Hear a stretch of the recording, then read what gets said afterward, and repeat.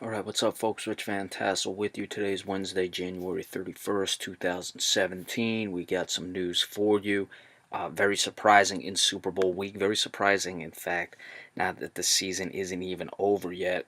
It may have to wait at this point because I'm not sure if you can even be making a trade until the season's officially over. It might just be agreed to in principle. But the Washington Redskins traded a third-round pick and Kendall Fuller to the Chiefs for Alex Smith. Obviously, the Chiefs are moving forward with Patrick Mahomes, who they drafted last year. The bigger thing with it is it opens the door for Kirk Cousins to basically sign anywhere. They almost certainly were not going to franchise him again for a third straight year anyway, so he was getting ready to go regardless. So I don't think that really changes much. I would have been stunned had Washington attempted to franchise him. I'm not sure what the Redskins are doing exactly. Clearly, the Chiefs, if they like Mahomes, really made out in this situation, getting a third-round pick. Kendall Fuller isn't even half bad to begin with. I mean, he's certainly a guy who could potentially start. He could certainly play the nickel. He's a guy who can definitely play in this league, so you get that along with a third-round pick, and you're ready to go with Mahomes. I gotta really wonder what the Washington Redskins are doing at this point. You know, you're trying to acquire Alex Smith. You may pay him big dollars, but you wouldn't pay Kirk Cousins. Smith is obviously a little older than Kirk Cousins. I think Kirk Cousins can make more plays than Alex Smith can. Alex Smith is probably a little bit better than with the ball than Kirk Cousins is. Kirk Cousins is quite mobile. That's something that goes underlooked with his game. Alex Smith is a very mobile quarterback as well, but Kirk Cousins, I feel, is right on par with Alex Smith. It's just not often seen. He was a lot of times the team's top rusher this year. Now, that wasn't saying much because they weren't running the ball that well to begin with, but certainly those were things that definitely helped. Now you look at a team that could be going after Kirk Cousins. I wouldn't expect the Cleveland Browns to do so. I wouldn't expect Kirk Cousins to want to go to Cleveland. Cleveland's either going to draft a quarterback or I don't know. Who knows what Cleveland's going to do? They're almost certainly going to try to draft a quarterback. I don't think Kirk Cousins would be the guy you're going to go after if you're the Browns with as many holes as they have to try to solve something.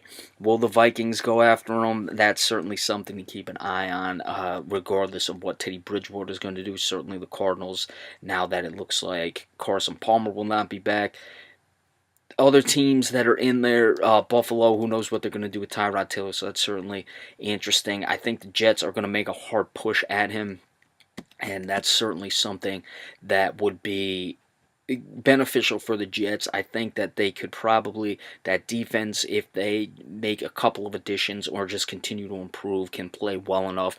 If they certainly got that offense to any level of par, you would see this team, they went 5-11 the past 2 years. You look 2 years ago where they went 5-11, they really struggled with Ryan Fitzpatrick. That was kind of a burn year. This year, I think a better quarterback, certainly they would have been at least right around where Washington was, these last couple years at the 7-9, 8-8 mark. They would need playmakers. They need to solidify that line a little bit, but certainly I think the Jets would be a landing spot for him. But it's really tough to tell. As for Kirk Cousins himself, look, Kirk Cousins has shown he will make some mistakes. He's made plays. This season to go 7-9, Washington had a ton of offensive line injuries. They let guys like Deshaun Jackson go. Terrell Pryor did not step up as they would have expected him to. So certainly you've got to take his game with a grain of salt this year. I think 7-9 was fairly impressive. He's certainly still lost games. You had the game 2 years ago, 2 seasons ago, that is, where he really, laid an egg against the Giants when they had a chance to win and make the playoffs.